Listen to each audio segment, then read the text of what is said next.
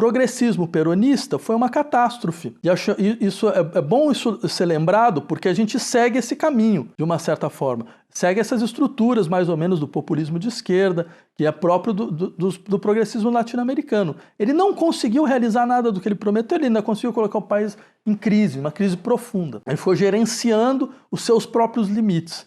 E o que acontece? O desejo de ruptura passa para o outro lado. E esse desejo de ruptura tem uma razão. Porque você está... É como se a sociedade falasse, olha, eu prefiro algo que eu não sei onde vai dar do que algo que eu sei muito bem onde vai dar e não vai dar bem.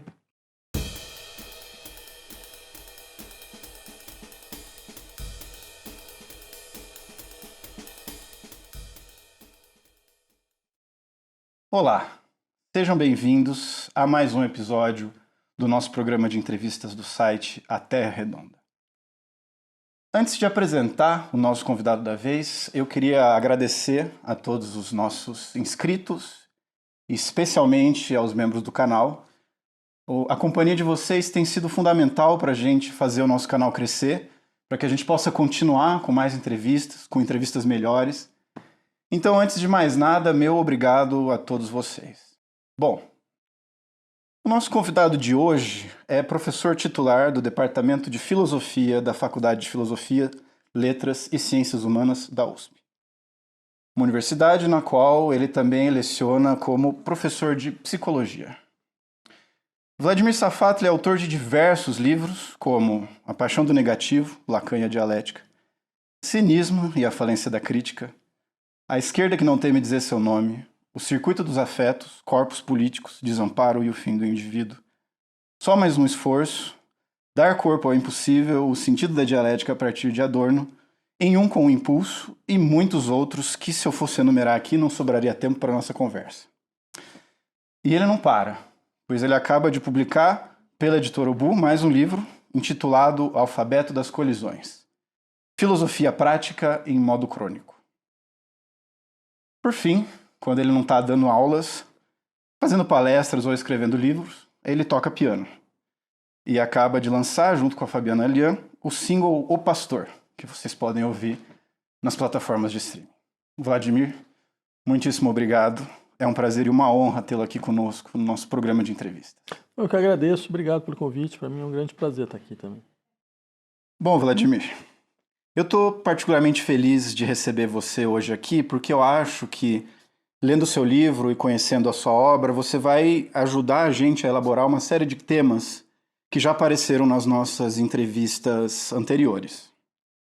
Aqui no nosso programa a gente já recebeu diversos entrevistados de diversas áreas e quem nos acompanha percebe que em cada um nós encontramos retratos de um mundo em crise, em diversas crises.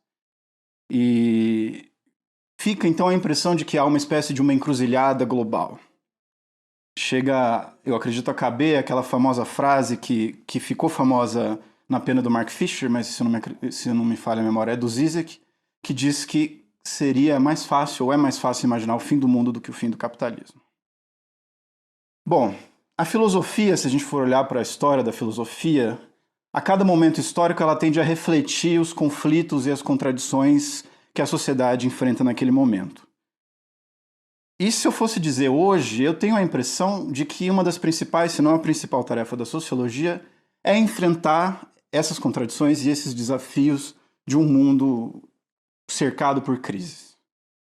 Então, em primeiro lugar, eu queria te perguntar se você concorda com isso e se seria isso a tarefa ou a meta da sua filosofia prática, essa filosofia que você propõe nesse livro. Tá. Então, inicialmente eu diria que acho que, de fato, nossa época histórica ela é marcada por um sistema de crises conexas. A gente não tem só uma crise. Nós temos pelo menos 6 crises mais uma. Né? Ou seja, a gente tem uma crise ecológica, crise demográfica, crise social, crise econômica, crise política, crise psíquica, certo? E uma crise que, de uma certa maneira, atravessa todas essas, que é aquilo que a gente poderia chamar de uma crise epistêmica, né? Porque todos esses processos de crise, eles foram resultados do aprofundamento de um sistema de valores onde a ideia de progresso, a ideia de crescimento, a ideia de desenvolvimento marcava muito as ações sociais, né? E marcava aquilo que seria, digamos, a realização de uma uma sociedade onde a racionalização social teria sido bem sucedida, né? E é claro que ela provocou uma série de catástrofes, né? Esse é um topos clássico de um certo pensamento crítico que vem desde a gerática do esclarecimento, desde os frankfurtianos, mas nunca nessa extensão. Isso é importante também. Nunca ficou tão claro como esse processo deveria ser desdobrado em várias matrizes, e algumas dessas que eu descrevi para vocês dessa maneira. Então, acho que eu concordo não só com isso, mas concordo também com algumas outras ideias que circularam dentro do pensamento crítico nas últimas décadas, que é esse sistema de crise, ele está aí para não passar. Não está vendo uma crise como esse momento de tensão, de contradições, certo? Que exige um tipo de intervenção que possa reestabilizar, que possa criar, então, uma outra espécie de equilíbrio social, né? A gente vê outra coisa, é a crise se tornando um modo normal de governo. Mas, por exemplo, tecnicamente, a crise econômica que nós conhecemos, ela vem de 2008. Né? Então, de 2008 até aqui, a gente tem uma longa crise. Só que essa crise, ela foi condição para governar. Ela não é um empecilho ao governo.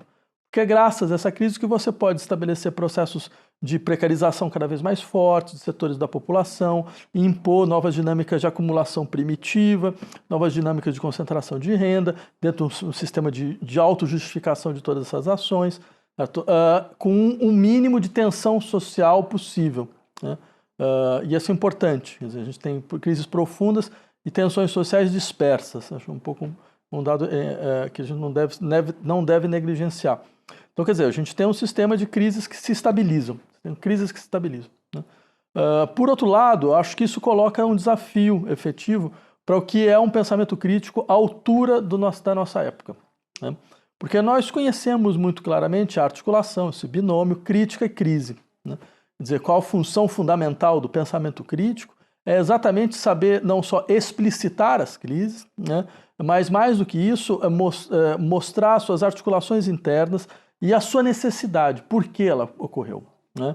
Então, eu acho que esse é um tipo de tarefa que precisa ser aprofundada, no sentido de que nós temos tradições que durante um certo tempo conseguiram responder por expectativas críticas e não conseguem responder mais, né? Porque elas não são capazes de fazer esse processo de aprofundar as contradições, né? Então, acho que essa é uma tarefa importante. Por outro lado, também um pensamento crítico, ele não é só um pensamento de explicitação de impasses, né? Ele também é um pensamento que sustenta uma perspectiva de transformação revolucionária, né? E isso está ainda mais fora de alcance atualmente, né? Mas não está mais fora de alcance porque, efetivamente, isso não é necessário, né? Mas eu acho que é porque existem questões que o pensamento crítico precisa conseguir compreender para que ele possa dar essa resposta. Por que que exatamente nos momentos de crise mais profundas, como esse que nós vemos, a força, digamos, projetiva de um horizonte de transformação, de enunciação mesmo, de uma demanda dessa natureza, ela praticamente sai de cena. Continuando ainda, né, em tentar entender essa situação, quando a gente lê esse seu livro novo, né, que ele tem uma forma diferente, são textos curtos, são reflexões mais breves, a gente encontra temas que vão do cinema à sexualidade, à identidade, aos intelectuais, mas, ao menos eu fiquei com a impressão de que há uma espécie de um diagnóstico de fundo perpassando todo o livro, de uma forma de vida específica com a qual, digamos assim, roubando um pouco do vocabulário, a gente colide. Uma forma de vida em que a gente encontra noções como identidade, propriedade, uma razão marcada pelo cálculo, uma subjetividade marcada pelo gozo. Enfim, uma espécie específica de vida com a qual nós nos confrontamos. Eu, então, de novo, repito a pergunta. Você concorda com essa interpretação? Há uma espécie de um diagnóstico subjacente de uma forma de vida no seu livro? E se tiver, qual que seria o diagnóstico dessa forma de vida propriamente capitalista? Então, de fato, já há um tempo, eu sempre tentei trabalhar com essa ideia da crítica como crítica de formas de vida, né?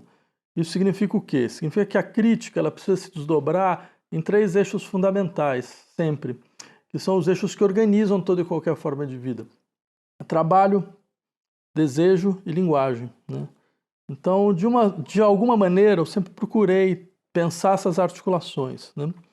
o que significa, então, as estruturas disciplinares no universo do desejo, o que significa as estruturas de disciplina social no universo do trabalho, o que significa a limitação brutal da nossa capacidade de operar outras gramáticas no interior da linguagem, como todos esses elementos eles estão completamente interligados, eles estão profundamente interconectados, né? Então, daí talvez essa ideia de criar um livro onde essas várias perspectivas elas acabam sendo apresentadas mais ou menos no mesmo nível, né? Tanto falar sobre impasses das articulações entre crescimento e catástrofe, quanto, de uma certa maneira, se demorar sobre um filme específico, sobre um romance específico. Na verdade, eu lembrava muito dessa ideia adorniana de você operar de forma micrológica, por um lado, né, e por outro, entender que há produções que são sintomas do todo, né? Eu achava que seria interessante tentar colocar isso em operação, em circulação, porque chega um momento onde você começa a pensar que as dificuldades de você conseguir elaborar certos problemas vêm do fato de que você só trabalha com um tipo de linguagem, né? E nossa formação universitária, ela nos habilita a sempre escrever da mesma forma, né? Como se a gente estivesse escrevendo um paper infinito, né? Então, é um tipo de imposição de um estilo de reflexão que é claro que ele tem sua função. Eu nunca seria alguém que faria uma crítica abstrata a isso, é porque, sei lá, eu tenho 14 livros, dos 14, 13 foram escritos dessa forma, né? Então, mas eu queria fazer isso. Eu queria fazer isso porque, mesmo tentando ocupar espaços no interior do debate público, eu era muito criticado por isso. Falava, mas você escreve de um jeito que ninguém entende, né? Pelo menos os livros, né? E eu pensava que, mas era isso que eu queria fazer, não que eu queria que ninguém entendesse. Mas eu queria que, na verdade, o tipo de trabalho que a gente faz, o tipo de discussão que a gente faz na universidade, pudesse circular mais, né? E forçando mesmo outros setores, digamos assim, outros públicos, que não são necessariamente pesquisadores, forçando eles a se confrontar com isso. Então, tudo bem. Só que, num dado momento, eu quis também fazer uma outra coisa, né? E não foi anódino que isso aconteça exatamente agora, né? Eu quis tentar operar um outro tipo de escrita que fosse um pouco mais livre em relação a esse desejo sistemático, né? E isso porque, se é verdade que a gente está num sistema de crise conexas, né, e que devem ser analisadas dessa forma, se é verdade que na base dessa crise, por isso que eu quis falar em 6+1, né, existe uma crise epistêmica, que é uma crise dos regimes de saber, né? Uma crise dos apagamentos que certos regimes hegemônicos do saber produziram. É uma crise que explicita muito bem o silenciamento que foi necessário impor para que certos regimes de saber conseguissem se colocar de forma hegemônica, mas também uma desconfiança em relação a, digamos, a estrutura gramatical do nosso saber. Aquela ideia clássica, né, que nos acompanha já há séculos, pelo menos quase 2 séculos, né? Nietzsche explicitava isso muito bem, quando ele falava, nós nunca nos desvencilharemos de Deus enquanto acreditarmos na linguagem, né? É um pouco falando, olha, mas existe uma gramática que tem um peso metafísico, não há distinção real entre metafísica e senso comum, né? Uma ideia aqui, ó, que eu herdei do Bento Prado, né, Júnior, quando eu ouvi eles desenvolvendo pela primeira vez, eu falei, mas isso é absolutamente, uma das coisas mais corretas que você pode imaginar, entender que o senso comum já é uma metafísica naturalizada, né? E mais do que isso, ele não é só um senso comum no sentido operacional do termo, assim, que permite você operar, digamos, ações sociais elementares, mas ele traz todo um sistema de valores, né? E esse sistema de valores que se naturaliza, ele vai constituindo camada de sedimentação da nossa linguagem, né? Se alguém como Carl Schmitt, por mais que fosse um jurista nazista, mas é inegável que ele tinha percepções muito corretas a respeito do que são jogos de poder, né? E não poderia ser diferente, quer dizer, só mesmo um sujeito aterrorizador como esse, ou seja, alguém que ocupa uma posição tão terrível como essa, pode falar claramente sobre o que são jogos de poder, né, que falava, na verdade, César é senhor da gramática. Né? Quer dizer, poder é uma questão de saber quem define o sentido das palavras, quem define o conteúdo semântico das palavras, e eu diria até mais, quer dizer, quem define a estrutura sintática do nosso pensamento. Né? Então, se isso é verdade, então não era possível fazer uma crítica que ainda preservasse uma certa ilusão de consistência de uma linguagem mais ou menos burocratizada, que é um pouco a nossa linguagem universitária, né? Que é a linguagem que a gente faz para ter paper aprovado, a linguagem que a gente faz para fazer relatório, certo? A linguagem que a gente faz para mandar para burocrata, para que ele possa ler, afinal de contas, deixa eu ver o que você fez durante 6 meses aqui no seu estágio sabático e coisas dessa natureza. Então, daí esse exercício, e eu vou tentar fazer isso cada vez mais, na verdade. Né? E acho que isso vem de uma certa tradição que eu me sinto pertencente. Né? São todas essas tradições que entendem que o exercício da crítica filosófica ele é também um exercício de crítica da linguagem filosófica. Né? A gente encontra isso, eu diria, bem, desde o Hegel, né, com a linguagem de vertigem, né, sua dinâmica de vertigem da linguagem, certo? Até Wittgenstein, né, até essa tentativa de a todo momento escrever de uma outra forma, procurar formas meio aforismáticas, num assunto que não é aforismático, né? É uma reflexão sobre a estrutura, sobre a estrutura da nossa linguagem, sobre jogos de linguagem, né? Então, isso me interessa bastante, né?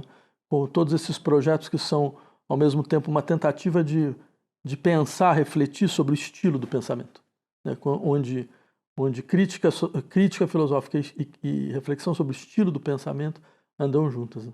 Bom, então vamos entrar nesse novo livro, com essa nova linguagem, porque tem uma série de temas que você trata nele que eu acho que são muito interessantes e que merecem uma discussão mais aprofundada. A começar por um que já apareceu muitos anos atrás na boca do próprio Adorno, que é um autor que você já mencionou aqui. Numa palestra dos anos 60 sobre a extrema-direita, ele mencionou um aspecto muito interessante sobre os movimentos de extrema-direita, que é o que ele chamou de antecipação da catástrofe. É como se o Adorno estivesse dizendo que a extrema-direita percebe que os rumos da sociedade estão caminhando não para um cenário feliz, para alguma espécie de utopia capitalista, mas para a catástrofe. E o Adorno dá ainda mais um passo e diz que eles terminam por se identificar com essa catástrofe e até por desejar a catástrofe. Esse sentimento de catástrofe é um sentimento que hoje, né, nesse encontro de crises, especialmente em razão da crise climática e o avanço das guerras no mundo, continua muito presente. E ele está presente no seu livro numa reflexão muito interessante sobre esse dilema da relação entre o progresso e a catástrofe. Então eu queria te pedir se você poderia elaborar um pouco para nós como você, Vladimir, entende essa relação entre progresso e catástrofe. Tá. Então é interessante você lembrar dessa colocação do Adorno, porque eu acho que ela é muito estrutural no diagnóstico que o Adorno faz, e frankfurtianos da primeira geração faziam a respeito do fascismo. Né? Eu, num dado momento, percebi que havia uma espécie de convergência entre essa tradição e uma outra tradição francesa. Você encontra o Virilio, você encontra o Deleuze e Guattari, né, que recuperam essa ideia do Virilio, que é a ideia de que o Estado fascista não era um Estado totalitário, ele era um Estado suicidário. Né? É uma maneira, inclusive, de se contrapor um pouco ao diagnóstico totalizante da Hannah Arendt, né? Falando bem, o totalitarismo vai desde o Estado fascista até o stalinismo e blá, blá, blá, blá. Falando, não, tem uma diferença enorme que diz respeito ao destino da violência, nos dois casos. A violência da degradação da experiência comunista é uma violência do Estado contra os setores que são descontentes da população. A violência fascista é outra. Ela é suicidária. Uma violência que pega também, que de uma certa maneira tem como objeto também o próprio Estado fascista. Né? E aí vem uma questão interessante, eu parando em relação a isso, eu vi isso que você levantou da conferência do Adorno, isso aparece em outros textos onde o Adorno vai analisar a psicologia fascista, né? os padrões da propaganda fascista, ele insiste. É impressionante como aparecem essas fantasias de fim de mundo e como as pessoas elas descrevem como um misto de terror e gozo, né? Bem, o que eu acredito, na verdade, é o seguinte. Por exemplo, vou pegar o trabalho do Neumann sobre o Behemoth, sobre o Estado fascista. Uma das teses interessantes do Neumann é falar, olha, aquilo não era um sistema unificado, coerente e coeso. Aquilo era uma bagunça organizada, né? Aquilo era um sistema de conflitos contínuos entre pelo menos 4 grupos. Você tinha um partido de um lado, você tinha os militares de outro, de extração prussiana, você tinha a grande indústria de outro, você tinha o corpo funcionário do Estado. E esses grupos eles tinham seus interesses específicos, né? Eles só conseguiam se unificar em uma situação só, na guerra. Que a guerra fazia com que todos dependessem um dos outros, né? Então, mas aí vem um dado interessante, é como se o Estado já estava em colapso. A figura do fascismo, ele é uma figura, é uma espécie de estabilização do colapso, né? É a maneira de você estabilizar um Estado em colapso, né? E esse colapso ele diz respeito, entre outras coisas, ao fato de que você tem dinâmicas sociais que você não pode integrar dentro do Estado, né? Porque eram as dinâmicas sociais das classes trabalhadoras revolucionárias, certo? Mas, por outro lado, você tem setores radicalizados da sociedade que eles não vão conseguir realizar aquilo que eles esperam. O Estado não tem condição de entregar a eles aquilo que eles esperavam. Então a guerra aparece como uma solução perfeita. Mas o problema é que essa guerra tem que ser infinita. Essa guerra não pode parar. Ela não tem como terminar, porque se ela terminar, você percebe? Então o Estado vai se autofagocitar. Os grupos começam a se degladiar, né? Então qual que é a questão? Mas para você sustentar uma guerra infinita, é necessário que aconteça uma mutação também da sociedade, da subjetividade social. Então esse horizonte paranoico, ele se transforma em norma social. Esse horizonte paranoico vinculado a delírios não só de grandeza, mas também a delírios de fim de mundo, delírios de perseguição, ele precisa se tornar norma social, né? Só que, num contexto mais amplo, você chega na seguinte situação. Como é que o Virilio desenvolve essa ideia do Estado suicidário? Ele lembra de um telegrama, que eu juro, eu procurei esse maldito telegrama, eu nunca achei, né? Então, se alguém um dia achar, eu agradeço profundamente. O famoso telegrama 71, né? Que seria o telegrama e o pior é que esse texto foi traduzido uma vez em inglês e um pesquisador norte-americano me mandou uma mensagem falando, nossa, será que você achou o telegrama? Eu fiquei meio sem graça, falei, puta, vou ter que falar com o cara que eu não encontrei, né? Eu tô confiando no Virilio, né? Mas na verdade depois eu sei onde ele está, acho que é uma biografia do espia, o espia, ele cita isso, né? Cita essa ideia, esse telegrama que o Hitler teria enviado, obrigando então o exército alemão a destruir toda a infraestrutura do país antes da invasão final, né? Então, se a Alemanha perde a guerra, que ela pereça, né? E aí tem toda uma elaboração, o Virilio começa, o Deleuze-Guattari também desenvolve isso no Mille Plateau, onde ele fala, mas esse é o horizonte do tipo de violência que é próprio do fascismo, né? E para mim foi muito impressionante perceber exatamente como o Adorno tinha um diagnóstico muito parecido, né? E mais do que isso, foi impressionante perceber como isso voltou. Quando a gente estava no período bolsonarista, para mim foi imediato assim, a percepção, falando, não, mas tem um tipo de suspensão do cálculo do interesse pessoal. Isso tem que ser levado em conta.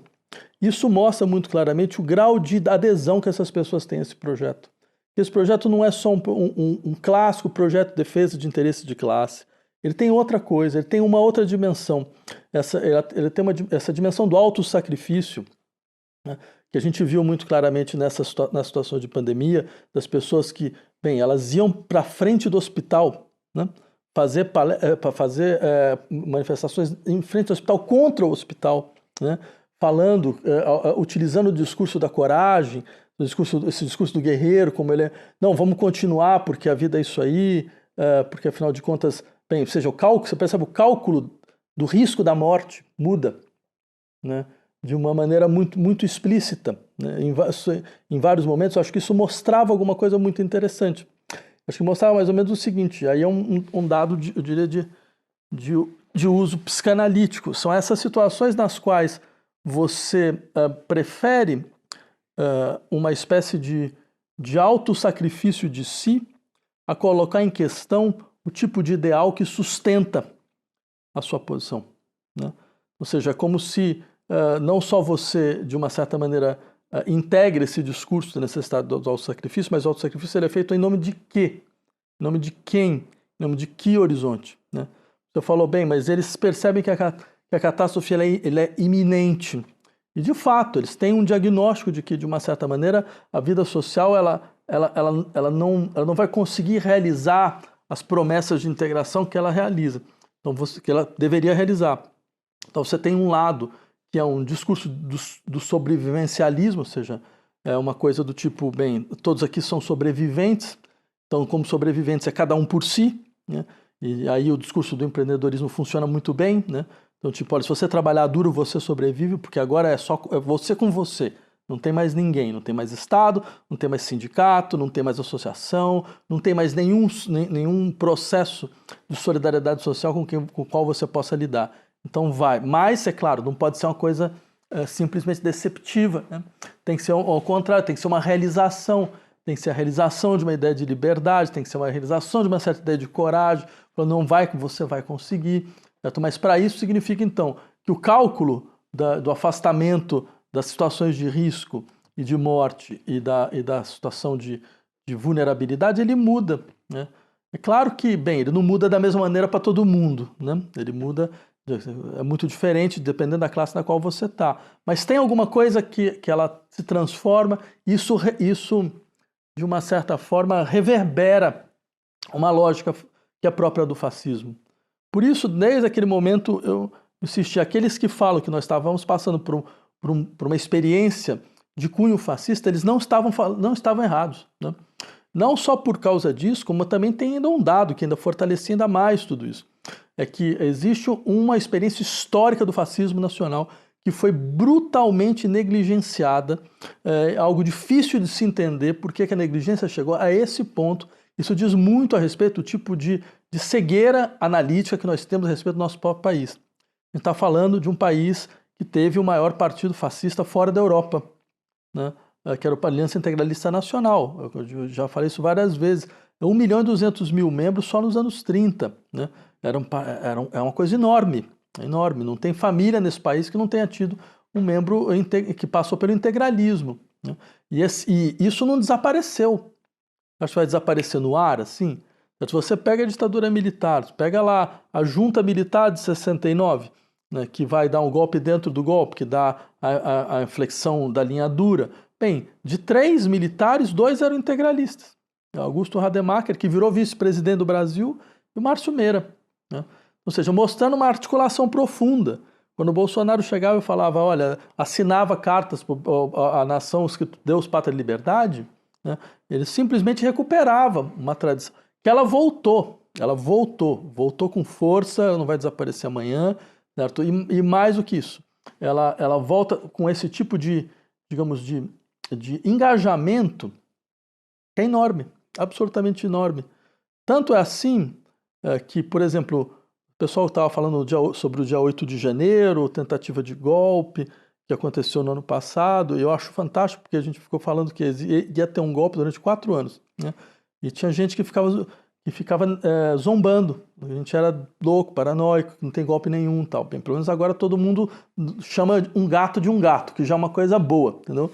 Só que o fato fundamental, eu diria, não foi nem o que aconteceu em 8 de janeiro. Para mim, o mais impressionante é o que acontece, acho que dia 29 a 30 de janeiro, que um indivíduo vai à frente do Supremo Tribunal Federal com os cartazes contra os membros do Supremo Tribunal Federal e taca fogo em si mesmo. Se autoimola. É que a imprensa brasileira ela tem suas singularidades, então eles acharam que seria importante sumir com o fato, certo? Com medo de contágio, né? O que eu acho uma decisão completamente equivocada, porque você impede as pessoas de saberem onde de fato nós estamos, né? E não vai ser isso que vai modificar nada, né? Mas eu não podia deixar de lembrar que foi exatamente assim que a Primavera Árabe começou, com uma pessoa se autoimolando, né? Mas você percebe, isso mostra o grau de engajamento que existe. Uma coisa de outra natureza. E que isso acontece, eu diria, nesses momentos, onde a força insurrecional passa para o outro lado, né? Ela passa por um lado onde você mistura conservação e revolução. Que é um diagnóstico muito bom do Reich, falando, olha, você não vai entender o Reich na psicologia do fascismo, tem essa tese, você não vai entender o fascismo se você não entender, afinal de contas, que tem dimensões revolucionárias nisso, né? Tem uma mistura entre os dois, né? E é importante entender as coisas nesses termos, né?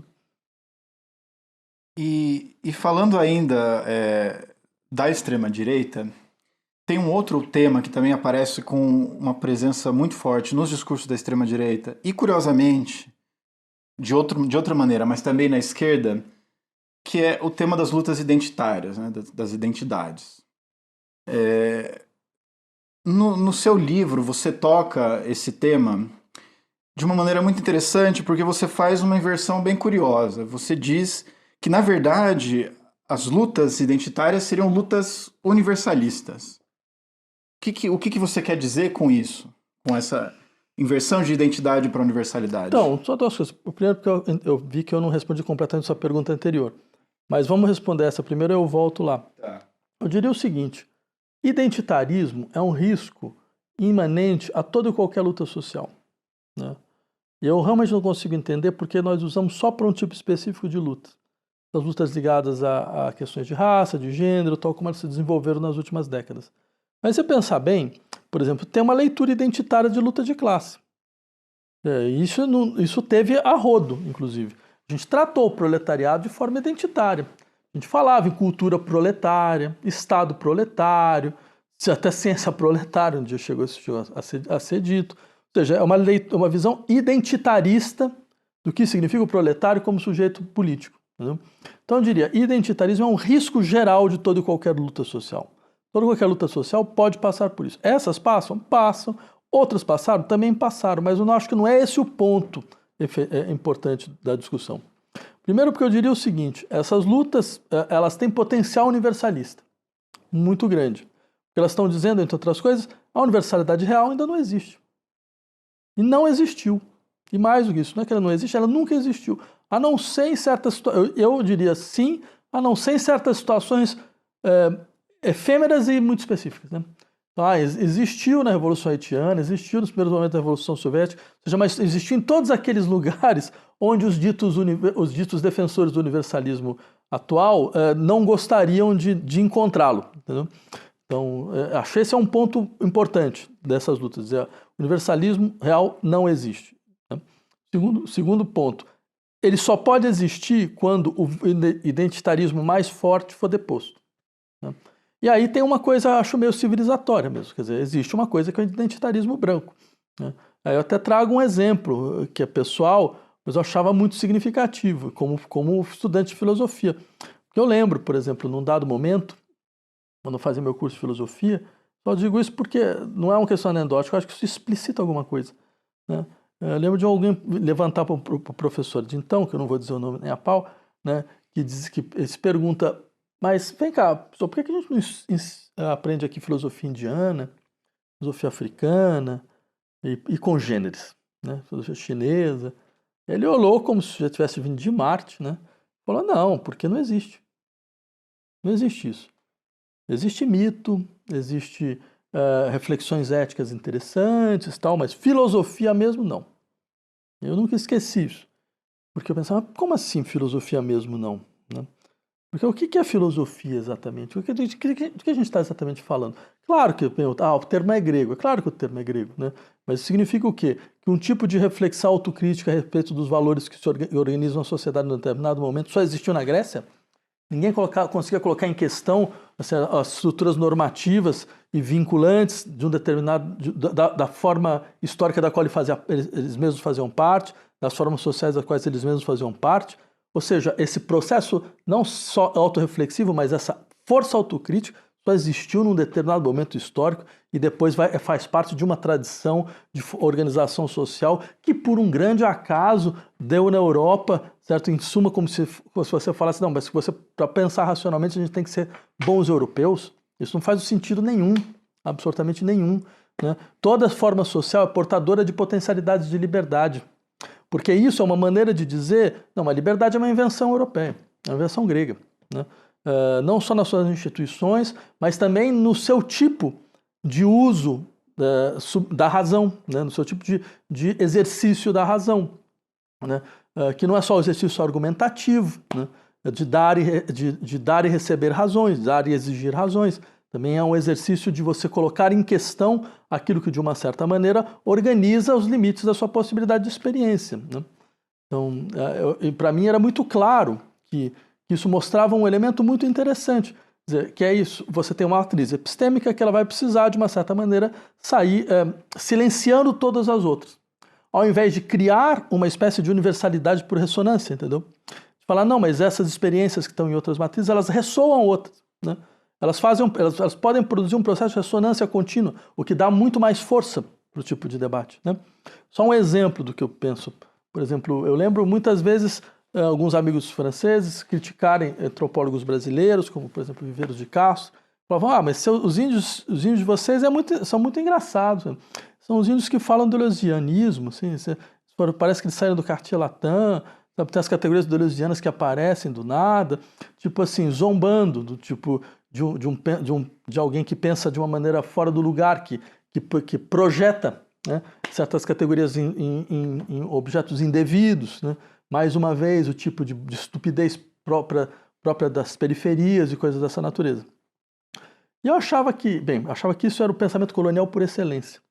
Por quê? Porque não passa na cabeça do sujeito que, na verdade, o que deve estar sendo colocado em questão é que os movimentos autocríticos no interior da matriz filosófica hegemônica necessariamente ressoam todas aquelas outras potencialidades imanentes a outras matrizes epistêmicas que foram silenciadas por essa matriz hegemônica.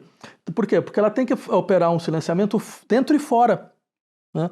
Ela tem que operar um silenciamento no seu território, né?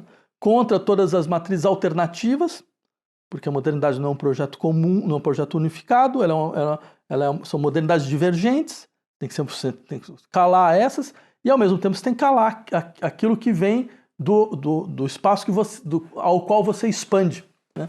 Do seu espaço, o espaço da sua expansão, né? Dizendo, não, mas o que tinha antes não valia nada, né? Porque agora o que realmente tem valor é o que está sendo imposto agora, né? Então você percebe essa perda da possibilidade de criar uma universalidade por ressonância era o que estava em jogo. Então, ou seja, eu acho que tem voltando à tua questão sobre o problema da identidade, entendeu?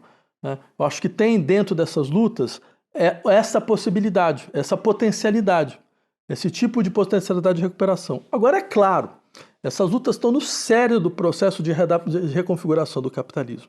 Então você tem também a possibilidade de uma cooptação profunda delas, né? E isso a gente vê, a gente vê muito claramente, né? E a gente vê isso, e pior não é só ver isso, mas ver isso sob aplausos. Aí é mais insuportável, né? Quando você vê que você vai pegando a força do ativismo para ficar fazendo campanha de carro, e aí você ainda recebe aplauso por isso, você não consegue perceber que há um problema político muito importante que está sendo colocado aí, certo? Porque é evidente que o próximo estágio do capitalismo vai ser mais ou menos esse. Ele vai gerenciar os conflitos, né? Gerenciar os conflitos no seu interior, dizendo, não, mas há espaço, é possível um tipo de integração bem-sucedida, né? E é claro que essa integração ela nunca vai ser bem-sucedida, porque na verdade, ela é simplesmente um gerenciamento do conflito no andar de baixo, é isso, né? E uma forma de gerenciar o conflito no andar de baixo é você pega um ou outro representante, alguma coisa assim, e tá aí todo o problema de você naturalizar categorias como representação, identidade novamente do campo político, como se a gente nunca tivesse feito nenhum tipo de crítica a esse respeito, como se de fato elas não fazem parte do problema e não partem da solução, né? Então isso é inegável, e a gente vai ter que acertar contas com isso, eu tenho toda clareza a esse respeito, mas eu acho que a maneira de acertar contas até agora ela não é ruim, porque ela joga tudo fora. Ela joga a potencialidade imanente das lutas como se fosse, não, é um desvio das questões sociais fundamentais, é um desvio das questões fundamentais de classe e coisas dessa natureza. E está longe de ser um desvio, está tão longe de ser um desvio que quando você tem, historicamente, quando você teve transformações de classes reais, né, o que você vai ter ao mesmo tempo? Você tem mudanças estruturais naquilo que a gente chamaria das dinâmicas micropolíticas. Você tem modificações estruturais nas relações de gênero, você tem modificações estruturais nas relações de raça. Bem, basta você pegar os primeiros anos da Revolução Soviética, que é um exemplo didático nesse sentido. É a primeira vez que você vai ter divórcio legalizado a pedido de qualquer um dos dois membros do casal, certo? O número de divórcios da União Soviética é um dado muito engraçado. Você pega de 1925, ele é maior do que a soma de todos os divórcios do mundo. Né?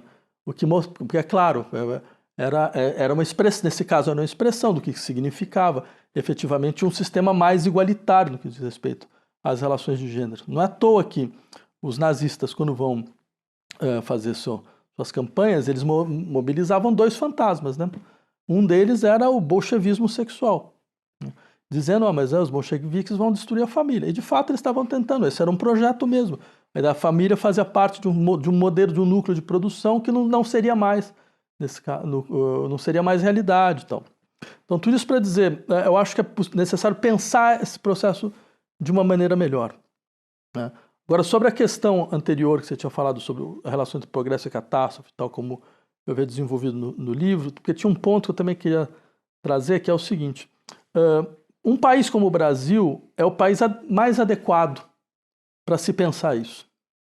Por quê? E não é por acaso que vai ser um país que vai tentar, pela primeira vez, dentro desse horizonte de crise estrutural, né, crises conexas, ele tenta uma saída, que é a saída do neoliberalismo autoritário, recuperar a saída do neoliberalismo autoritário, essa saída que está lá, com Pinochet e companhia, né, que o Bolsonaro vai tentar fazer, e que agora a gente está vendo, a Argentina está fazendo de uma maneira muito mais profissional, muito mais eficaz, e vai dar muito mais problema para a gente, mas muito mais problema, né, porque ela vai funcionar.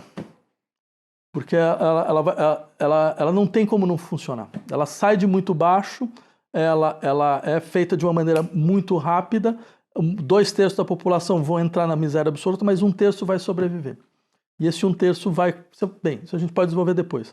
Mas simplesmente para dizer, esse modelo, quando ele é aplicado no Brasil, ele encontra o seu solo natural.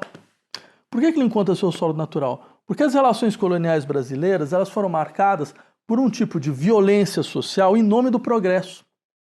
Um tipo de extermínio em nome do progresso. Que progresso é esse? É o progresso da acumulação capitalista, certo? É o progresso da modernização conservadora, é o progresso integralista. Plínio Salgado, quando fala sobre o que é a história brasileira, lembra quando ele fala, olha, você tem 2 modelos de adaptação das tribos indígenas do Brasil, os tupis e os tapuias, né? Os tapuias eram muito mais guerreiros, eles foram dizimados. O tupi não. O tupi ele é a essência da alma brasileira. Ele desaparece, mas ele está vivo no sangue de todo mundo. Ele se integra, de uma certa forma, entendeu? Mas ele se integra ao quê? Você pega as revistas da época do integralismo, são muito interessantes. Tem uma que me chamou muita atenção, era a capa de um índio, né, que está diante de um campo, que é um campo de produção, que é um latifúndio, né? A produção é o agronegócio, a produção agrícola, você tem um tratorzítio lá, você tem a estação de energia elétrica, então, e tem uma faca um símbolo do comunismo, que vai tentar matar o índio e alguém que segura, né? Então, é claro, qual que é a ideia fundamental? Existe um acordo, um consenso, certo, no interior do país, em nome do desenvolvimento. Nada se perde, ou que se perdeu não tem a menor importância.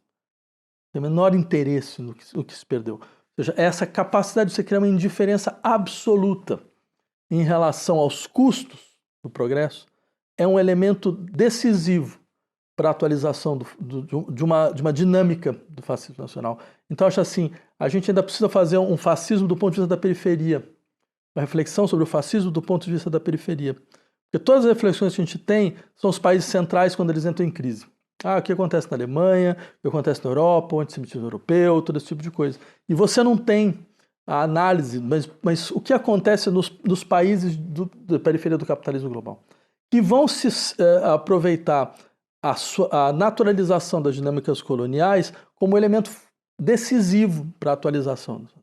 O que é o fascismo na Índia, né, no Brasil, na Turquia e por aí vai. Acho que essa é uma questão central.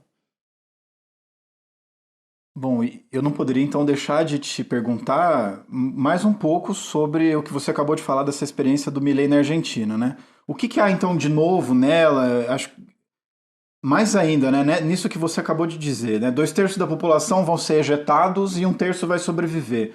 O que isso nos anuncia ou nos indica sobre o futuro desse neoliberalismo autoritário que você mencionou? Olha, Neo, quem entendeu o Milei, faz uma análise da sua namorada.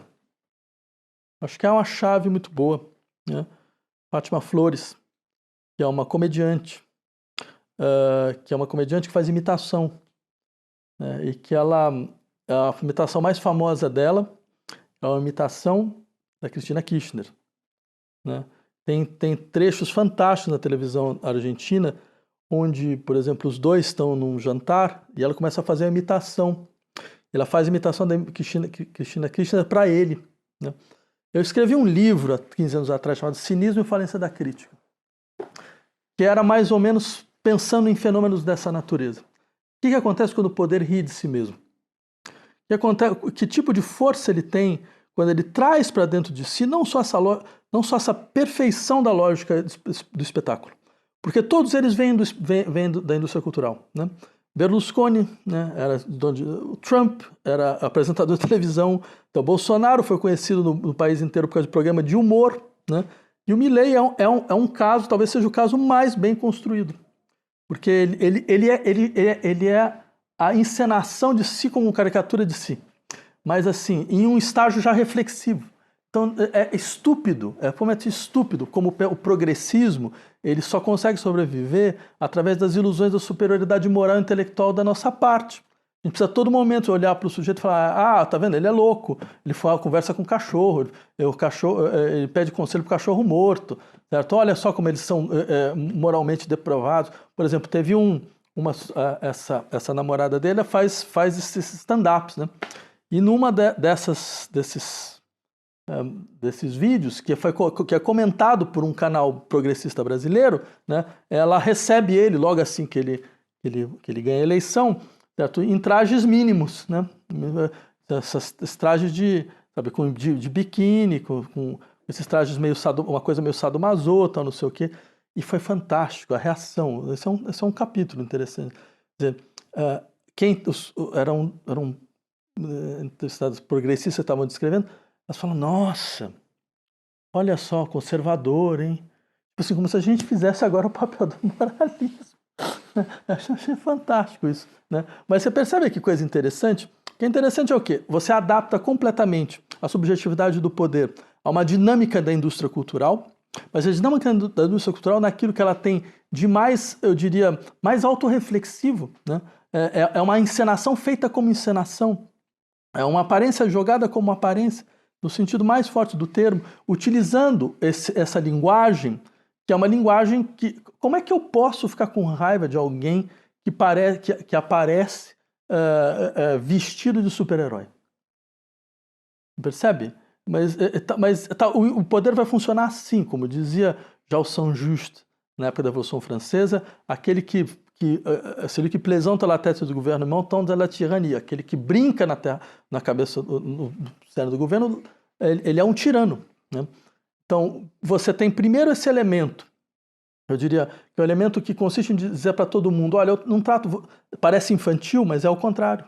Eu não trato você como infantil, eu sei que a política se esvaziou por completo. Eu sei que pouco importa, né? No sentido de que quem vem aqui vai falar alguma coisa, vai trair você, né? Só que é mais do que isso. Eu vou integrar essa forma de vida que te apropria, que é o que te forma, eu vou dar direito para aquela circunstância, porque o poder também faz assim, certo? E eu não vou trair as minhas posições. Então, o que acontece? A gente viu com o Bolsonaro. O Bolsonaro ele podia não conseguir realizar o que ele prometia, mas ele nunca prometia algo diferente do que ele tinha prometido desde o início. Ele ia até o fim, né? E ele, você percebe o que alguém como ele fez? Ele já vem com 600 medidas econômicas em uma semana.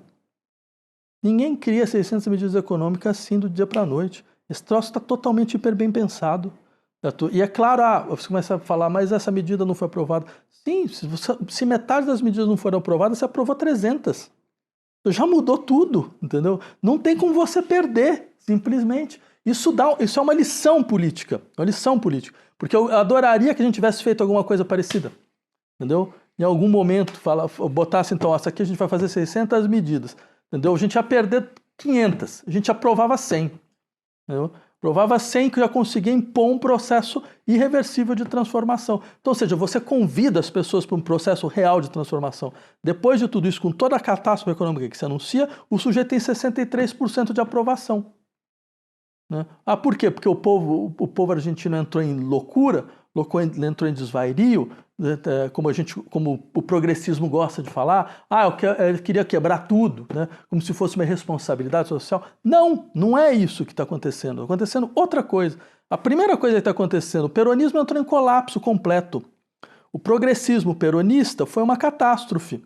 E isso é bom isso ser lembrado, porque a gente segue esse caminho, de uma certa forma. Segue essas estruturas, mais ou menos, do populismo de esquerda, que é próprio do progressismo latino-americano. Ele não conseguiu realizar nada do que ele prometeu, ele ainda conseguiu colocar o país em crise, uma crise profunda.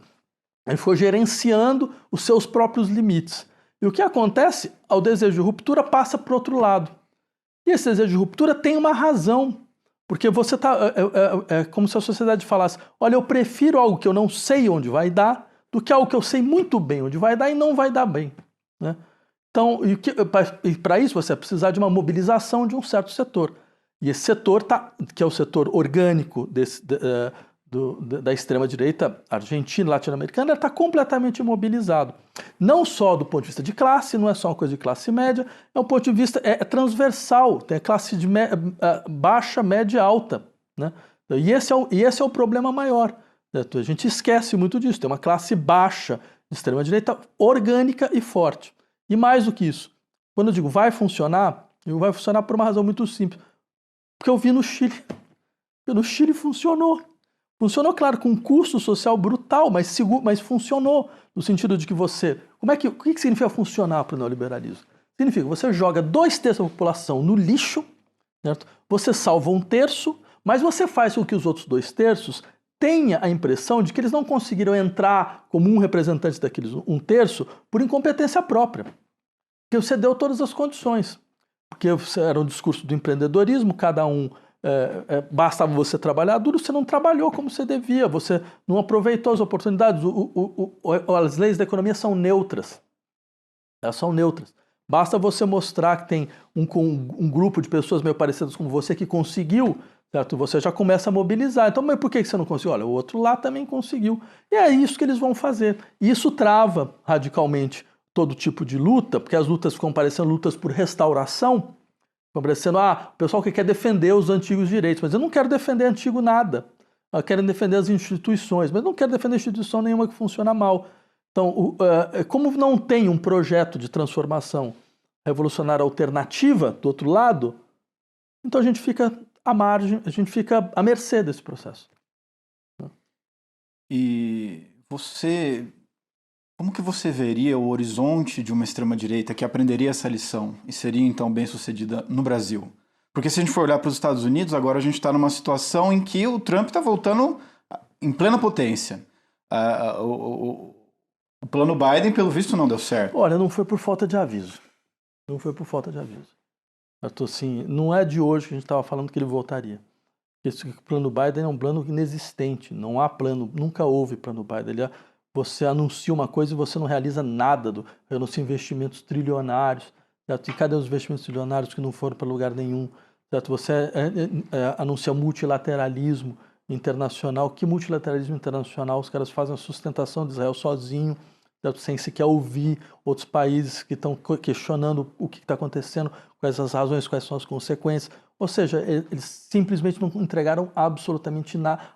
Tem a melhoria, tem os melhorismos, né? Então, mas melhorou uma coisa aqui, o povo não reconheceu. Como assim? Melhorou um ponto aqui específico, o povo não reconheceu, certo? Mas veja, o problema da esquerda é você promete isso aqui, entrega isso aqui. E você não entende porque as pessoas não acham que você fez uma grande coisa. Entendeu? Isso é uma coisa que vem desde a época do Tony Blair. Tony Blair tinha um conselheiro político chamado Alastair Campbell, né, que falava, olha, o problema da esquerda é que a esquerda promete muito e entrega quase nada. Só que a resposta que ele tinha era, então vamos prometer menos, né? Era isso, era o novo trabalhismo. Não, vamos prometendo, a gente não vai fazer essas transformações, vamos entregar o que a gente promete, né? Eu diria, não, tinha uma outra alternativa. Então você tenta fazer o que... mas como a gente vai fazer é muito difícil, mas a questão é, pouco importa se é muito difícil ou não. O importante é você entender que a política opera por vários tempos. Você tem um tempo inicial, você tem um tempo das lutas de longa duração, e você tem que saber sustentá-los, né? Uma derrota local é só uma derrota local. O problema é outra coisa. O problema é que você não consegue nem enunciar o que você quer. Posso dar um exemplo? Um exemplo, por exemplo, a gente teve um governo de sindicalistas durante praticamente 13 anos, né? Lula 1, Lula 2. Tem um topos clássico do sindicalismo. Clássico. Redução da jornada de trabalho. O Brasil até hoje tem 44 horas de jornada de trabalho semanal. Durante todo esse tempo, não teve um projeto tenha sido votado na Câmara para redução da jornada de trabalho. Mesmo quando a gente tinha governo com 83% de aprovação popular, né? Mas não tinha maioria no Congresso. Que diferença isso faz? Que diferença isso faz? Você não tem maioria no Congresso, você apresenta o projeto da mesma forma, você obriga a sociedade a discutir, você mobiliza a sua base, você pode perder, certo? Mas você vai conseguir mostrar claramente, olha, tá vendo quem está te obrigando a ficar até essa hora aqui no trabalho e você não pode voltar para tua casa para poder cuidar dos seus filhos, certo? São esses. Apresenta o projeto 2 anos depois, apresenta mais 2 anos, a terceira vez vai passar, né? Porque você vai constituindo um processo histórico de mobilização. Isso não está no horizonte da esquerda brasileira. Você tenta fazer alguma coisa próxima a isso. Você percebe? Eu estou falando de uma pauta que está longe de ser uma pauta de tomada de meio de produção, certo? É uma pauta social-democrata clássica. É uma pauta dos anos 50, uma pauta primária. Entendeu? Nem isso. Não contente em abandonar o horizonte revolucionário, a esquerda abandonou o horizonte reformista, abandonou o horizonte das reformas, né? Então, é claro, num horizonte como esse, é muito fácil para a extrema-direita, eu diria, ela abrir uma avenida. Ela abre uma avenida, porque ela fala, não, mas as transformações mesmo vão se dar por nós, né? E como a gente está nesse horizonte onde as crises se estabilizaram, você vai criando uma sensibilidade social que uma transformação estrutural é necessária. Só que a história anda ao contrário para nós agora, né? Porque ela nos colocou numa posição onde a gente tem que funcionar como defensor da ordem. A gente defende a ordem, o caso brasileiro é muito claro, a gente defende o Supremo Tribunal Federal, a Alexandre de Moraes sempre defendi, certo? A gente faz a defesa das instituições, das negociações com o Congresso, é isso. A gente começa a desconfiar do nosso discurso de ruptura, dizendo, talvez tenha sido isso a culpa, porque afinal de contas esse discurso também alimentou outros tipos de ruptura, e no final a gente vai ser ejetado politicamente, pura e simplesmente. Então, pensando nisso, é que eu insistia, porque quando eu começava a fazer esse tipo de discussão, sempre tinha alguém que perguntava, então o que fazer? Né? Era um clássico, né? Se fosse em comício, fosse em manifestação, fosse em palestra, fosse em conferência, sempre tinha isso, né? E eu, a princípio, sempre estranhava a questão, porque eu dizia, não, mas como assim? Alguém pergunta para você o que ele deve fazer? Então a resposta padrão era mais ou menos, não, mas você sabe o que fazer, certo? A questão é que a gente está dentro de um horizonte de melancolia muito profunda, parece que a gente não tem confiança na nossa capacidade de força de transformação, blá, blá, blá. E, de fato, nunca funcionou muito bem, né? Até que eu comecei a pensar que, não, mas a questão ela tem uma dimensão importante. é a dimensão da desorientação. E talvez fosse importante sustentar a desorientação por mais tempo, né? Não por niilismo, qualquer coisa ou qualquer um desses fantasmas intelectuais clássicos, né? Que não são mais do que isso, fantasmas intelectuais, né? Mas por operação do negativo, se vocês quiserem, né? A gente tá... Então, eu posso falar assim, vai dar para entender, pela confiança no processo de negatividade. Ou seja, essa desorientação ela é necessária e sustentá-la é necessária. Ou seja, uma resposta cedo demais é uma resposta ruim, mesmo que ela seja correta, né? E talvez as respostas ainda elas não podem aparecer agora, porque sem isso, se não for assim, você não consegue aprofundar a compreensão da crise. Então, você acha que não, uma resposta rápida consegue dar conta. Não vai dar, a gente sabe disso. Mas não significa nada, só significa efetivamente que a gente perdeu até a coragem de estar diante da verdadeira extensão dos processos. E como a gente diz em psicanálise, metade do problema que você tem se resolve por você conseguir enunciá-lo corretamente. Entendeu? O problema é que você não consegue nem enunciar direito o problema, né? Então aí você não vai conseguir resolver nada. Então, antes de você tentar responder a pergunta, começa a se perguntar se a pergunta está bem feita, né? Se ela está realmente bem formulada, se ela dá conta do que realmente está sendo colocado em questão. E eu acho que esse é um pouco o ponto no qual a gente está, né? E por isso que eu achava que talvez fosse importante um momento onde não é questão de propor soluções, né? Porque aí você vê um cortejo hoje, né?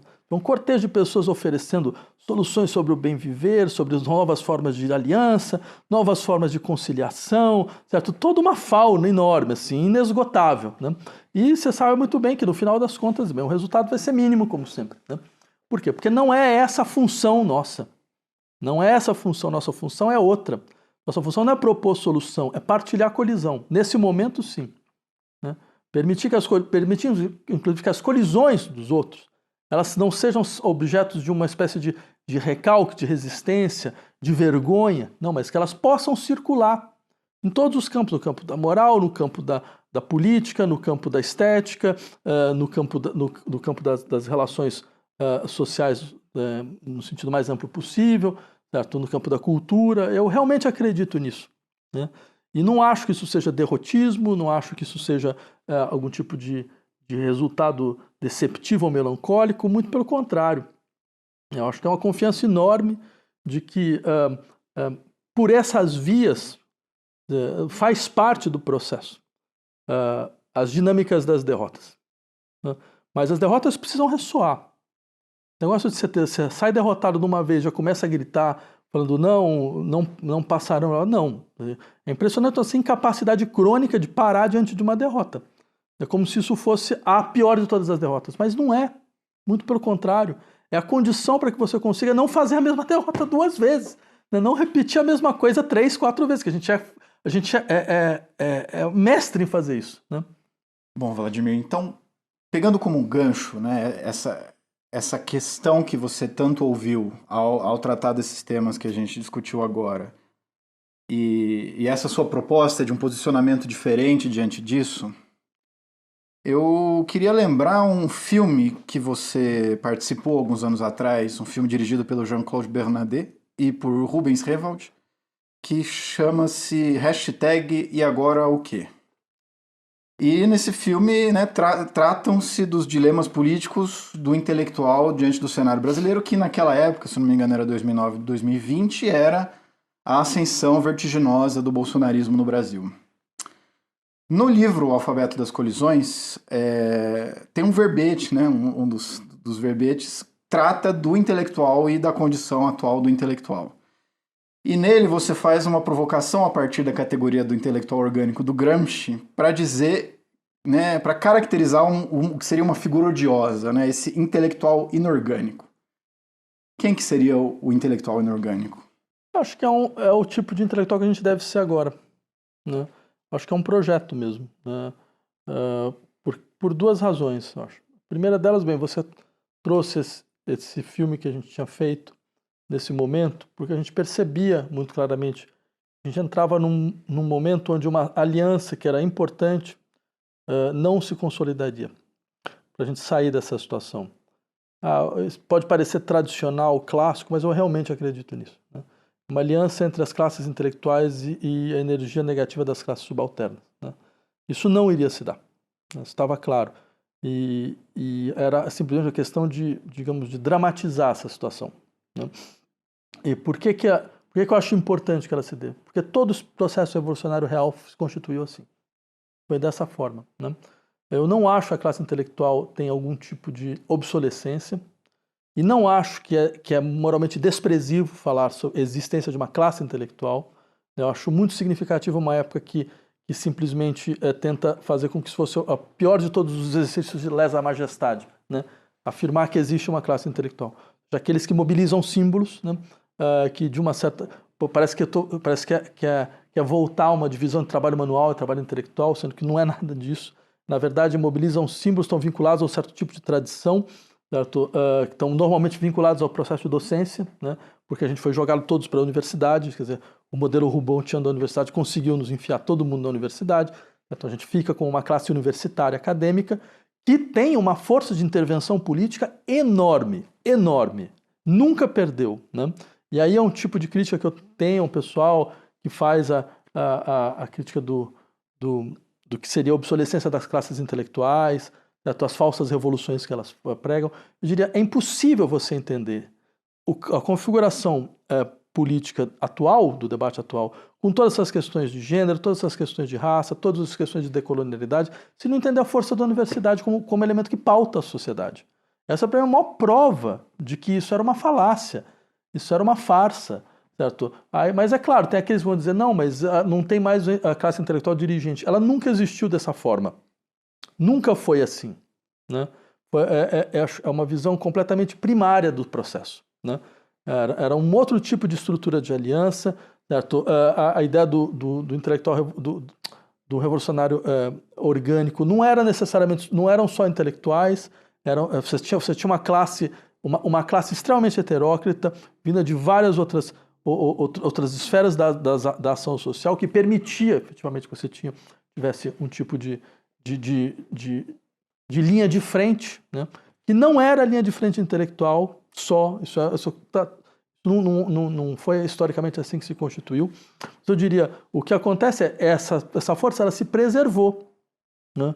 Por exemplo, sei lá, na Europa você tem até o governo brigando contra a universidade, certo? Sei lá, o governo francês cria o fantasma do islamo-gauchismo, né? Para dizer, olha, tá vendo o que os intelectuais estão fazendo? Ou seja, então, a primeira coisa que o Bolsonaro faz quando ganha a eleição, ele faz um discurso contra professor. Falando, olha, vai lá na sua escola, o professor está te doutrinando, filma. É a primeira coisa, a primeira. Sim, literalmente, quando ele está lá numa tábua de surf, ou sei lá, uma coisa assim, certo? Falando, dando sua primeira live para o povo brasileiro, certo? Então isso mostra o que? Eles têm ciência de onde pode vir uma desestabilização, certo? Digamos, do horizonte valorativo na sociedade, né? Então acho sim que essa classe ela existe, só que faz parte da sua adaptação, de sua integração, agir como se não existisse, né? Porque afinal de contas nós somos muito bem adaptados, né? Por mais que nossos salários tenham sido rebaixados, bem, você sempre consegue viajar, fazer um colóquio na Croácia, sobra um dia para você arrumar um jantar legal, faz um turismo cultural. A gente foi beneficiado pelo processo de globalização, né? E essa foi uma maneira de você quebrar um tipo de vínculo entre classe intelectual e classes proletárias que era uma promessa de 68, que era uma possibilidade real e concreta, né? Então você vai profissionalizando, você vai tirando do horizonte dessa classe essa possibilidade, então, de fazer de intervir dentro desse processo, né? Não é dirigir nada, mas simplesmente intervir, ajudar nas ressonâncias entre várias lutas e coisas dessa natureza. Ter uma visão crítica do processo, mas crítica não só no processo, da maneira crítica de quem vai dizer, olha, vai dar tudo errado, né? Que isso é, inclusive no Brasil, assim, são vários, né? Que foram se especializaram exatamente nisso, né? Mas eu lembrava de uma carta que o Marx tinha escrito ao Kugelmann sobre a Comuna de Paris. Ele dizia, é muito fácil se nós nos engajássemos nas lutas só com a certeza da vitória, né? Ou seja, isso é para ele falar, eu sei que vai dar errado, eu sei que a Comuna de Paris veio cedo demais, eu sei que ela não vai conseguir realizar, mas não é nossa função ficar quebrando capacidade de entusiasmo revolucionário das pessoas. Nossa função é entrar dentro desse processo, é tentar mobilizar onde for possível mobilizar, é salvar aquilo que vai ser salvo, porque a luta não vai terminar aqui, né? E alguém vai ter que fazer esse processo ressoar, né?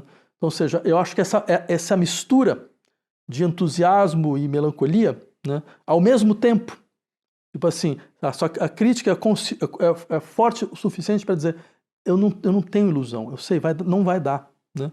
Mas ao mesmo tempo você tem um outro elemento por trás.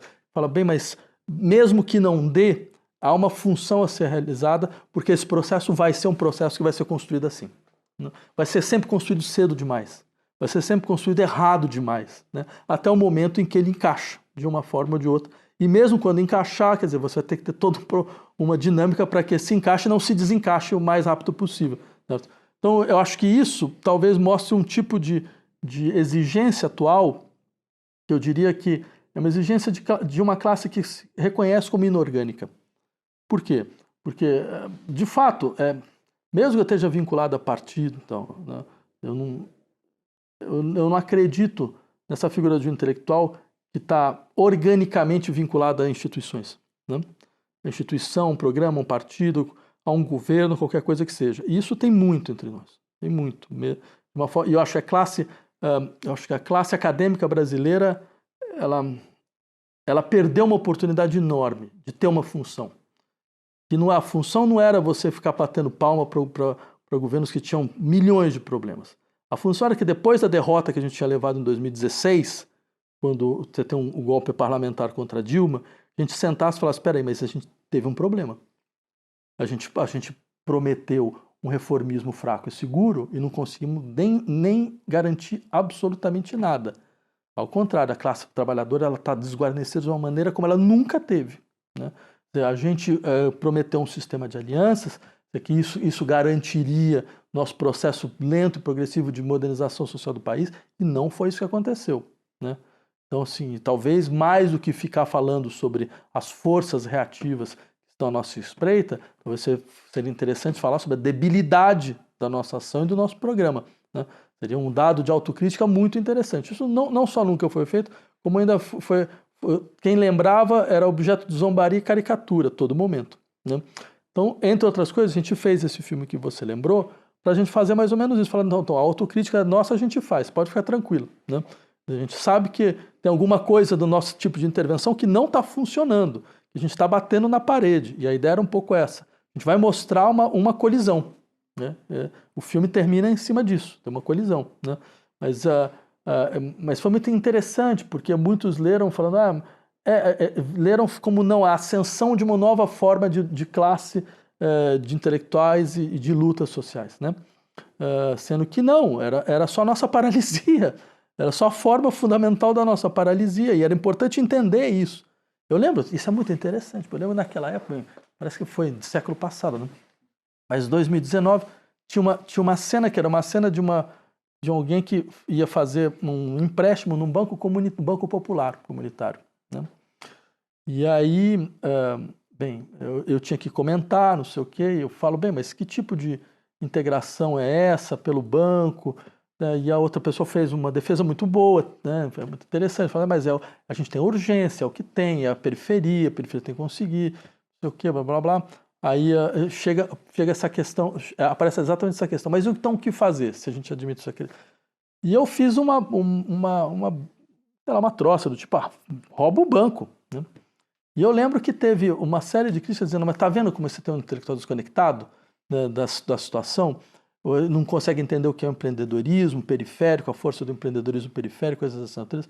Eu guardei aquilo, eu guardei numa pastinha, né?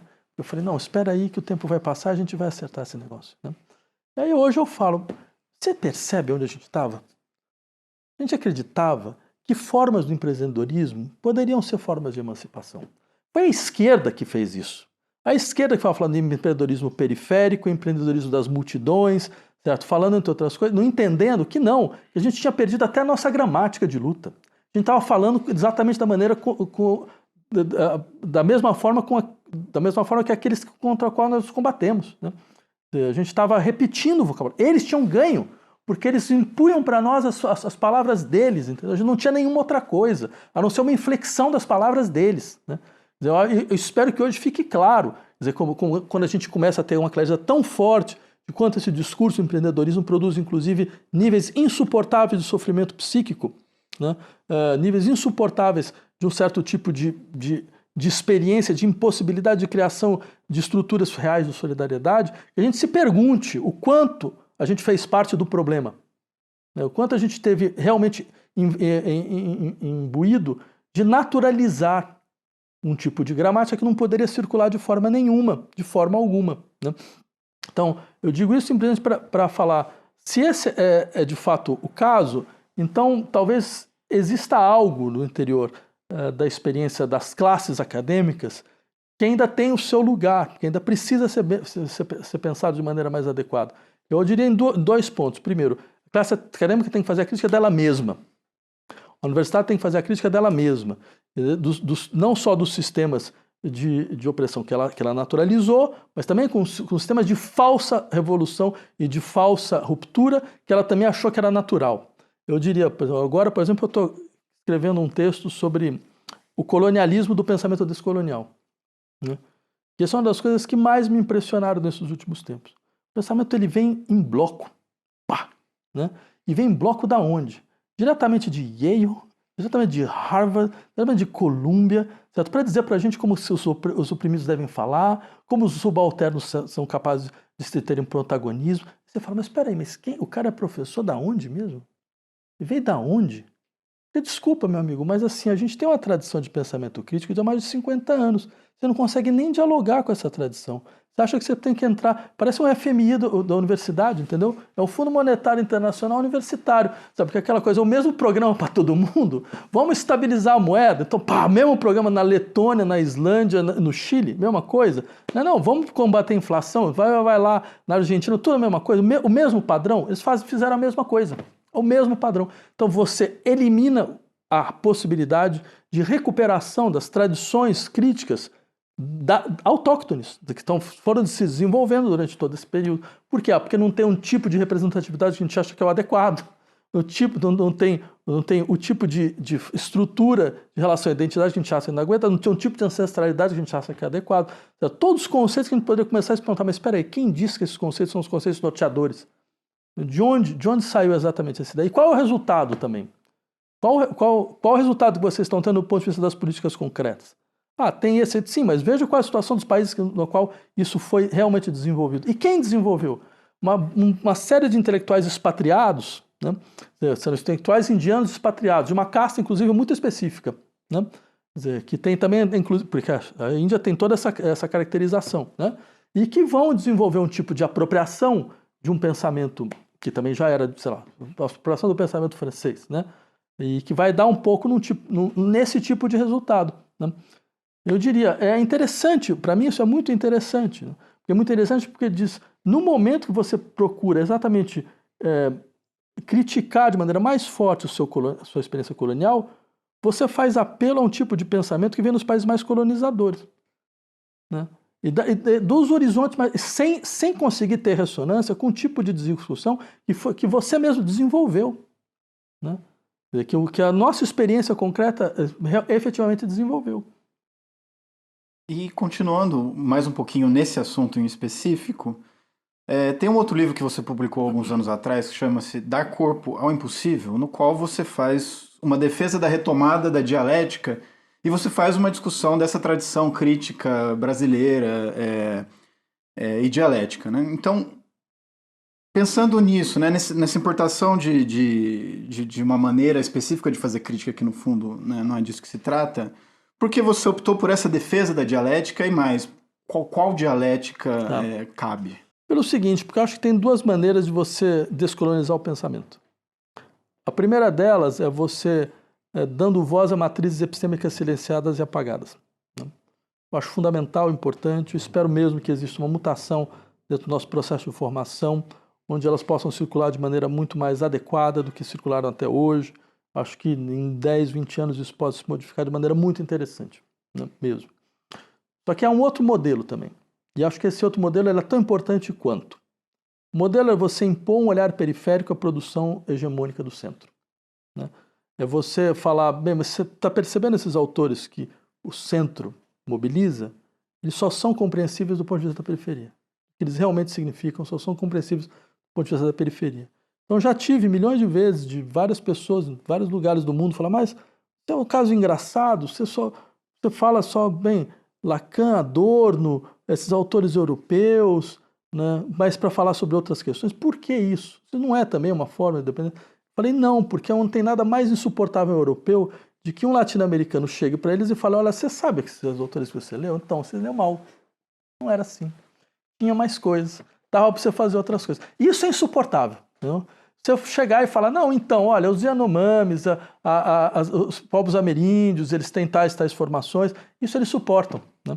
Mas você fala, não, mas então, você sabe o Lacan? Então, olha só, não era nada daquilo. Era outra coisa. E só dava para ver de fora. E aí você consegue ainda fazer, você devia ter articulado com isso e com aquilo. Né? Tem esse contexto histórico específico. Então, por perversão intelectual, digamos assim, eu resolvi continuar fazendo isso. Essa era uma questão. Mas acho que era um pensamento, uma descolonização que, a meu ver, era fundamental. Porque senão você voltava a uma divisão social do trabalho. Tipo, você fala sobre certas coisas. Ou esses aqui não, Bergson, quem fala é a gente. Né?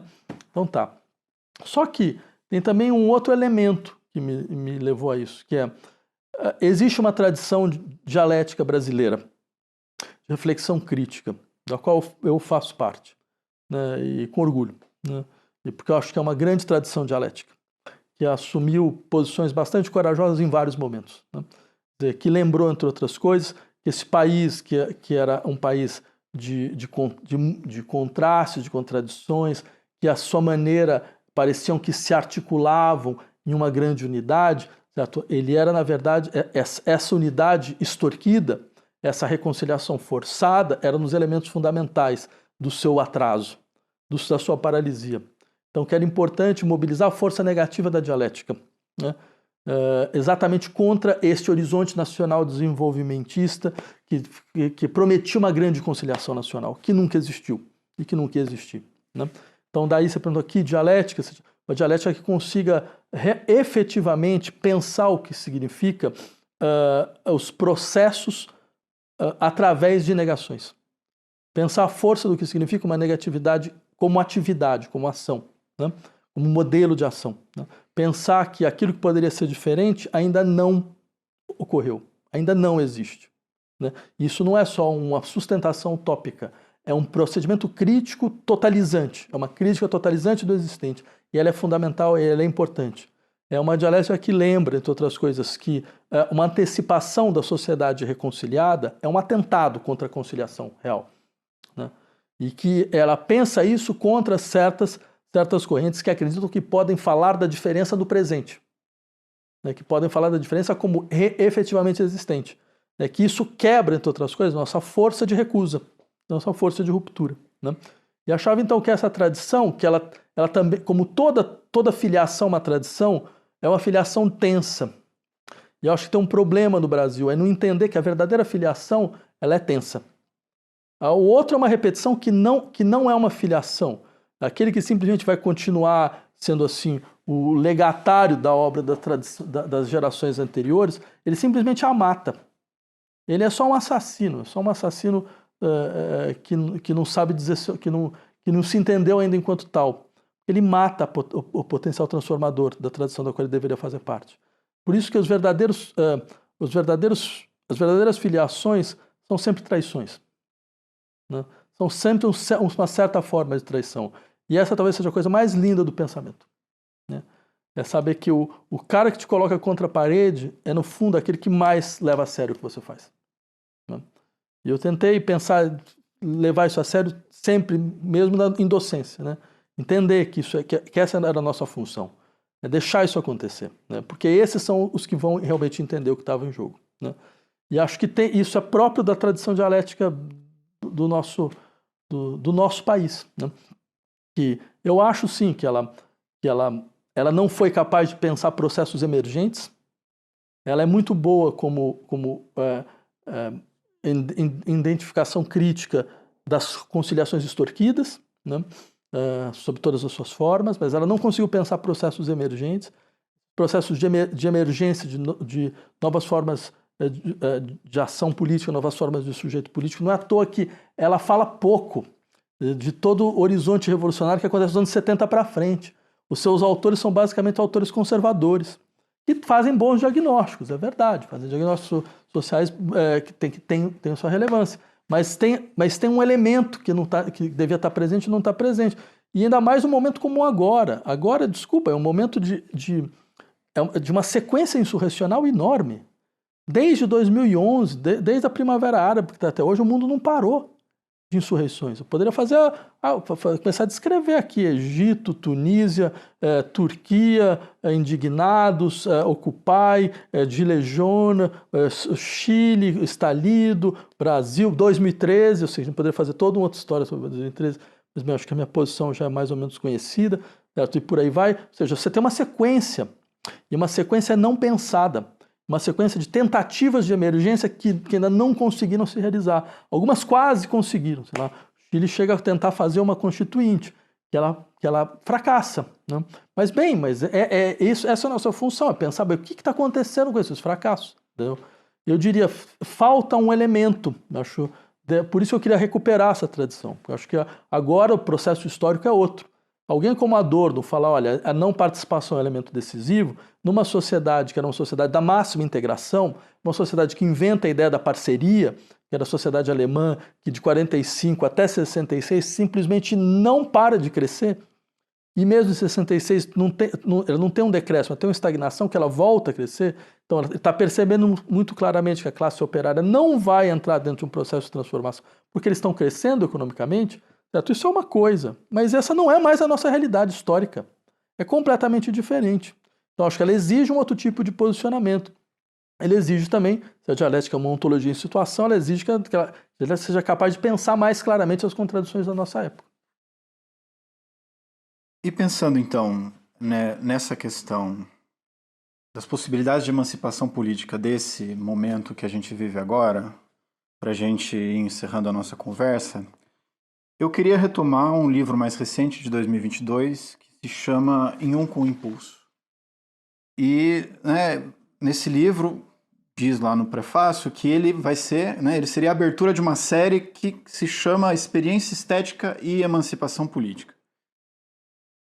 Esse tema da relação entre experiência estética e emancipação também aparece no Alfabeto das Colisões, embora de uma maneira mais, num estilo de escrita diferente, como você falou antes. Mas sempre, eu tenho a impressão, apontando para a possibilidade da estética nos auxiliar a sair desse estado de melancolia e propor modelos de transformação. De onde que surgiu esse seu olhar para a estética e como que se dá essa proposta de integração não, mas de aproximação da estética com as possibilidades de emancipação? Olha, tão poucas coisas na vida podem ser ditas dessa forma. Mas eu tenho certeza absoluta. Isso é um troço que me atravessa desde há muito tempo, né? Eu não poderia estar... Ou eu acredito em uma certa forma de interpretação da experiência histórica e também no que significa a experiência estética, ou eu não saberia nem como me orientar nesse tipo de problema, né? Eu acredito porque, por um lado, porque eu acho que por mais que a experiência da imaginação social esteja travada, né, e tem momentos onde ela trava, né, você percebe muito claramente um tipo de linguagem inquieta, uma inquietude da linguagem em vários aspectos, né? E isso fornece uma matriz de experiência estética que nos é constitutiva, né? Eu diria, a experiência estética está vinculado a ideia de autonomia, que não é simplesmente autonomia tal como ela é entendida no campo moral, né? Autonomia como a capacidade que eu tenho de dar para mim mesmo a minha própria lei. Autonomia como uma espécie de esfera autônoma, uma espécie de torre de marfim, né? Que se descola da sociedade. Mas não é exatamente isso. Ela é uma capacidade uma autonomia que provoca um estremecimento da ordem sensível, né? esse estremecimento da sensibilidade vem do fato exatamente dela se deslocar, dela se descolar daquilo que é a ordem da reprodução material do presente. Porque ela diz algo que não tem lugar aqui agora. Há uma insubmissão não ao presente, que é um elemento constituinte de uma certa experiência estética que nos é cara, né? Bem, por questões de formação, eu consigo lidar melhor com a experiência estética ocidental, o que não significa nada, significa simplesmente que tem pessoas que, por questões de formação, só conseguem fazer isso. Certo? Eu adoraria ver isso em outras esferas da produção artística de outras formas sociais e tenho certeza que isso vai aparecer, né? Mas agora, eu quis utilizar essa limitação ao meu favor, né? Porque aí vai um segundo ponto, porque eu queria mostrar como há uma tradição que nos constitui que ela é mal pensada, né? Por isso que, por exemplo, esse livro que você lembrou, isso várias pessoas me falaram, mas eu não consigo entender por que você quer falar sobre esse tipo de questão falando de Beethoven e de Chopin. Não, mas eu quis pegar aquilo que parece o mais estabilizado, o mais canônico, para que a gente possa colocar uma questão interessante que é, mas vem cá, a gente sabe exatamente que diabo é o cânone? Será que o cânone também não é a história das nossas lutas? Né? O que é um cânone que tem no seu cerne um autor negro que tem uma ironia brutal e mordaz em relação a tudo que pode ser a norma social daquela sociedade, como Machado de Assis? Que cânone é esse? O que significa você se voltar contra isso? Você percebe? Tem um elemento aí estranho. O que significa você ter um cânone que, na verdade, um dos elementos centrais é uma escrita, que se tem alguma escrita que é uma crítica da noção patriarcal, que eu posso imaginar, certo? Se você pegar a ideia do Derrida, a crítica ao falo significante mestre, a organização do sentido no interior de um elemento. Quer dizer, você pensa formalmente o que isso significa, não só no significa do que significa a experiência social, mas pensa o que é uma linguagem patriarcal, né? Quer dizer, o que é o sentido dentro dessa linguagem, o que é a produção do sentido, o que é a limitação da disseminação do sentido nisso. Dizer, você vai ver que, inclusive, muitas experiências literárias que se dizem renovadoras e antipatriarcais são patriarcais o mais profundo da sua medula, porque elas falam exatamente da mesma maneira como a linguagem funciona dentro desse regime. Agora, no nosso cânone tem um caso onde você tem uma linguagem completamente fora disso, que é alguém como Guimarães Rosa, né? É completamente fora, em todos os níveis, né? Então você percebe, para mim sempre foi um tipo de posição equivocada, completamente equivocada, certo? Só faz sentido do ponto de vista dos interesses comerciais do mercado editorial, aí talvez possa fazer algum sentido, certo? Mas assim, do ponto de vista do que é a potencialidade efetiva da experiência estética, aí tem uma série de coisas a serem colocadas. E eu fiz pela via da música porque é a via que me é mais familiar, né? Pela formação que eu tinha condição de realmente entrar dentro das obras, falar, não, mas é isso, é aquilo, veja os tensionamentos em tais pontos, né? Eu quis pegar o autor mais, sabe, aquela coisa, o piano é o primeiro divã da sociedade ocidental, né? O piano fornece a educação sentimental da sociedade ocidental, porque ele te ensina tudo, ele te ensina não só como seu corpo se torna um corpo expressivo, como é que você tira do peso do corpo, de onde você vai tirar o peso para você fazer um pianíssimo, né? Como é que você vai tocar? De onde vai vir um toque? Como é que você vai respirar? Porque para você tocar você precisa saber como respirar, né? Como é que você vai organizar essa experiência que é fundamentalmente corporal, né? E mais, como é que você vai então integrar uma gramática de afetos? Como é que eu mostro, como é que eu demonstro tristeza? Isso está longe de ser uma coisa evidente para alguém, entendeu? Quer dizer, o piano eu falo piano por quê? Porque toda família burguesa tinha um piano na sua casa, né? Então você tinha toda uma literatura para isso. Então, ou seja, você vai formando toda uma educação sentimental, muito importante. E eu quis pegar aquele que seria o eixo dessa educação sentimental, aquele que não tem quem, né, não aprendeu uma valsa do Chopin, uma coisa desse sentido. Mas você está percebendo como tem uma potência de desterritorialização absoluta aqui? Tem alguma coisa do que seria a nossa tradição, seria o nosso cânone, que longe de ser expulso, e isso é o que é feito hoje, ele deveria ser desfamiliarizado. é uma estratégia dialética clássica. E não é à toa que há uma série de figuras de textos de dialética apresentada que o diabo aparece. Né? Deve lembrar. Está lá, bem, o Fausto do Goethe, bem, ele tem frases da filosofia do espírito, né? O espírito que sempre nega, não sei o quê. O Thomas Mann está lá, o diabo aparece com a cara do Adorno. Né? Diria, mas tem uma razão para isso. O Schelling chamava o pensamento hegeliano de satanismo filosófico. Né? Tem uma razão para isso. E o que é o diabo? O diabo é aquele que vira para você e fala, você não está sabendo o que você está falando. Ele inverte o sentido das palavras. Ele tira o solo familiar. Ele faz com que o mais familiar se torne o mais infamiliar. Né? E acho que isso é essa espécie de estrutura diabólica crítica tem uma função muito, muito importante. Né? Você falar, sabe uma maneira de você realmente destruir a força normativa do cânone? Desfamiliariza ele.